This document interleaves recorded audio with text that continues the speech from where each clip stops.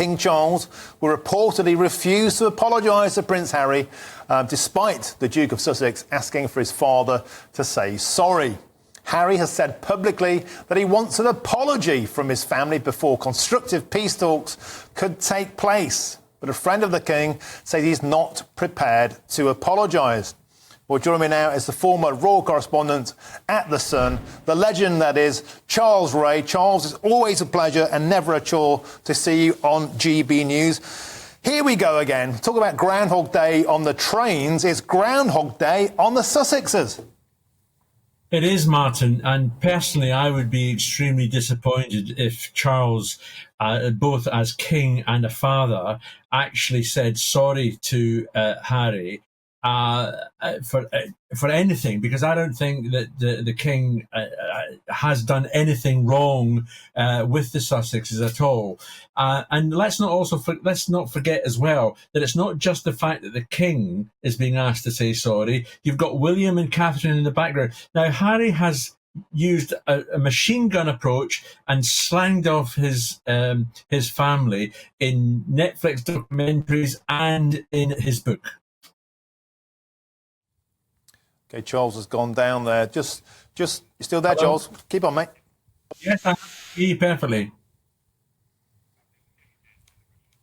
OK, right. So this story is from the GB News website, by the way, the fastest growing news website in Britain. And it says that Charles wants to hit the reset button, but not at any price. Forgive me for asking this basic question, Charles, but what does the king have to apologise about in any case? Nothing, Martin, nothing at all. I mean, he's gone out of his way, to help Meghan get into the royal family. And, both Catherine and Meghan had great introductions into the royal family. Unlike, previous ladies like Princess Diana and Sarah, Duchess of York, but when they came in, they were very much left to fend for themselves. And Meghan in particular was welcomed into this royal family. And we saw the king partially walk her down the aisle at her wedding. They'd gone out of their way to embrace her being an American and a divorcee. Those things didn't count. The fact that she comes from an ethnic background, again, didn't count.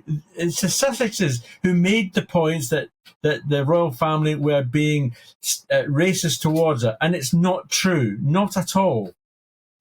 Yeah, and Charles, this story was originally posted on the Daily Beast, and it's from a friend of the king. Are these kinds of stories accurate, would you say, or is this tittle-tattle? Because it just seems to me that it just kind of rumbles on and on and on. And really, why can't the Sussexes just wind their neck in and be quiet?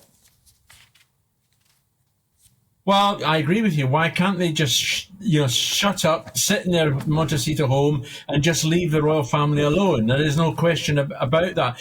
But you asked a very pertinent question about whether this story could be true.